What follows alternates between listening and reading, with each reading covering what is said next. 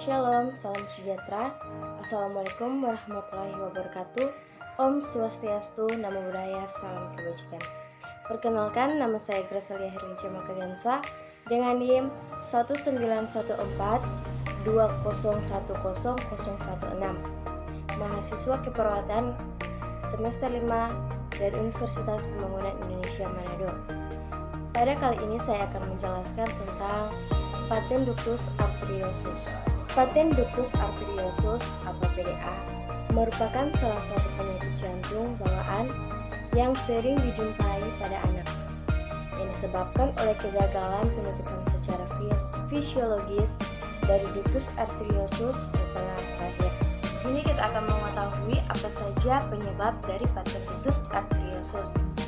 Penyebab PDA atau paten ductus arteriosus secara pasti belum diketahui, akan tetapi faktor keturunan, infeksi, dan maternal rubella memegang peran penting dalam terjadinya paten ductus arteriosus. Faktor predisposisi penyebab penyakit jantung bawaan yang pertama yaitu faktor prenatal. Di dalamnya 1.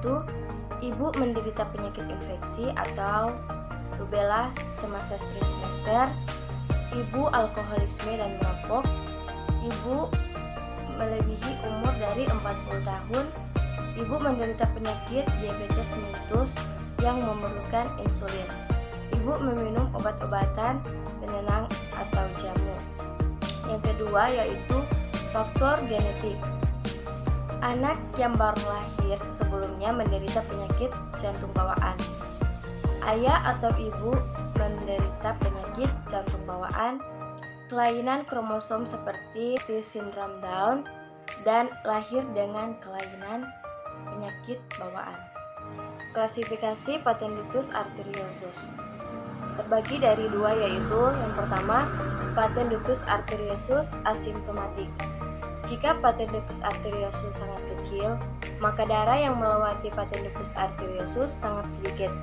Pada saat ini anak tidak memiliki gejala. Yang kedua yaitu paten ductus arteriosus simptomatik.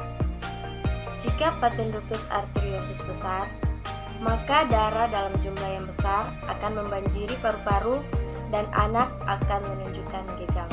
Yang berikut kita masuk dalam manifestasi klinis. Yang pertama, kadang-kadang terdapat tanda-tanda gagal jantung. Yang kedua, machinery murmur persisten atau sistolik, kemudian menetap, paling nyata terdengar tepi sternum kiri atas. Yang ketiga, tekanan nadi besar. Yang keempat, takikardia atau denyut apex lebih dari 170 ujung jari hiperemik. Yang kelima, resiko endokarditis. Yang keenam, infeksi saluran nafas berulang atau mudah lelah. Yang ketujuh, apnea atau gangguan serius pada pernafasan yang terjadi pada saat tidur. Yang kedelapan, tachypnea. Yang kesembilan, refraksi. Dan yang kesepuluh, hipoksemia. Berikut beberapa faktor risiko paten ductus arteriosus. Yang pertama, lahir prematur. Yang kedua, riwayat keluarga dan kondisi genetik lainnya. Yang ketiga, infeksi rubella selama kehamilan. Yang keempat, lahir di tempat yang tinggi. Dan yang kelima, bayi perempuan atau PDA 2 kali lebih umum pada anak perempuan. Berikut gejala paten ductus arteriosus. Paten ductus arteriosus besar yang ditemukan selama masa bayi atau masa kanak-kanak dapat menyebabkan yang pertama, kemampuan makan yang buruk yang mengakibatkan pertumbuhan yang buruk. Yang kedua, berkeringat saat menangis atau makan. Yang ketiga, napas cepat atau sesak, napas yang terus-menerus.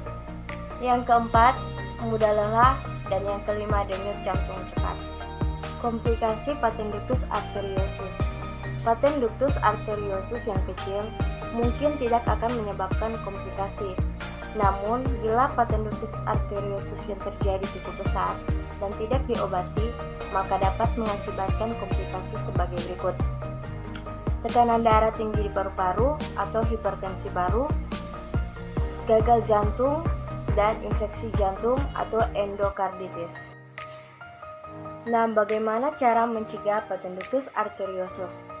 Oleh karena penyebab yang tidak jelas, pencegahan Patenductus arteriosus terbatas pada pencegahan faktor risiko yang dapat diubah, seperti menghindari infeksi rubella dengan cara mendapat vaksinasi MMR sebelum hamil. Itulah video dari saya tentang Patenductus arteriosus.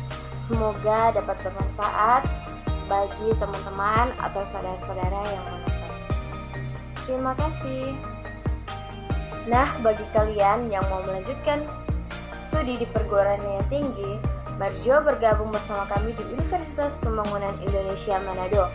Di UNPI Manado terdiri dari beberapa fakultas, yaitu Fakultas Keperawatan, Fakultas Hukum, Fakultas Teknik, Fakultas Sosial Ilmu Politik, Fakultas Pertanian, dan Fakultas Sastra.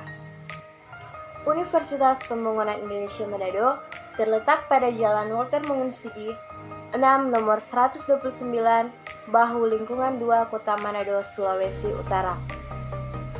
Mari Jo, tak usah ragu-ragu memasuki Universitas Pembangunan Indonesia Manado karena sudah terakreditasi.